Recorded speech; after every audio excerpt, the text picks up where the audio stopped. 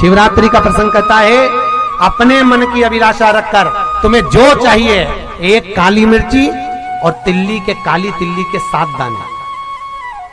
एक काली मिर्ची और काली तिल्ली के कितने दाने? 7 दाने हथेली में रखकर अपनी कामना कर कर मन से अपने मन की बात को कहकर शंकर भगवान के शिवलिंग पर चढ़ा दीजिए। आपकी मनोकामना, कहते हैं हर महीने शिवरात्रि आती है, इस शिवरात्रि पर, मुख्य शिवरात्रि पर चढ़ाओगे, अगले महीने की जब शिवरात्रि आएगी तो आपकी मनोकामना पूरी हो जाएगी। एक काली मिर्ची और 7 काली तिल्ली के दाने, मात्र 7। महाराज, जिसके घर में क्लेश रहता हो, बहुत ज्यादा लड़ाई झगड़े हो रहे हैं, सास बहू के झगड़े, ना बहू कुछ सुनने को तैयार ना सास सुनने को तैयार, और घर में बेचारे पुरुषों की आफत, यहाँ भाई भाई झगड़ रहे हो, सास बहुएं झगड़ रही हो, कुछ मत करिए। गेहूं की बाली को तोड़ो।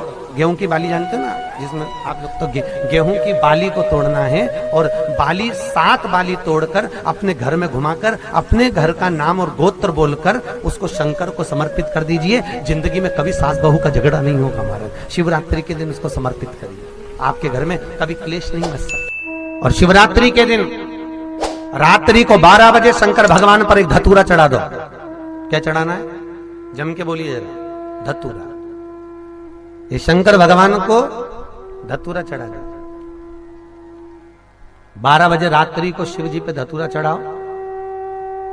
आधे घंटे तक धतूरा चढ़े रहने दो और आप श्री शिवाय नमस्तुभ्यम का जाप करो। जिस शंकर जी पे धतूरा चढ़ाए उस मंदिर के बाहर बैठकर कौन सा मंत्र जपना है? श्री शिवाय नमस्तुभ्यम। फिर से बोलो, श्री शिवाय नमस्तुभ्यम। धतूरा चढ़ाकर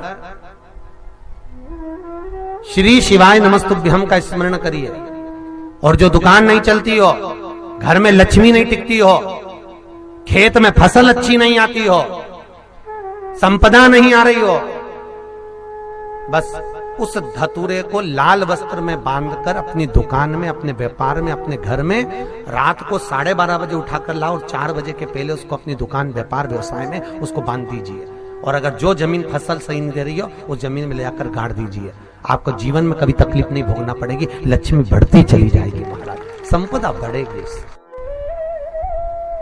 जो व्यक्ति ज्यादा बीमार रहता हो, बहुत बीमारी उसको घेरे रहती है, परेशान रह रहा हो, बीमारी बनी हुई है, तो बोर चढ़ाइए। बेर, क्या बोलते हैं यहाँ पर? बेर की बोर, वो खाने वाला बेर जो होता है, उस बेर को 7 बेर ले लो और 7 बेर को लेकर अपने ऊपर से घुमाकर शिवरात्रि की दोपहर के 12 बजे शंकर भगवान के शिवलिंग पर ले जाकर उस बेर को चढ़ा दीजिए। आपका रोग, आपकी बीमारी मात्र 3 महीने के अंदर समाप्त हो जाए। शिवरात्रि के दिन बेर चढ़ाने का बड़ा महत्व है। और शिवरात्रि पर चढ़ा हुआ वो बेर उठाकर ले आइए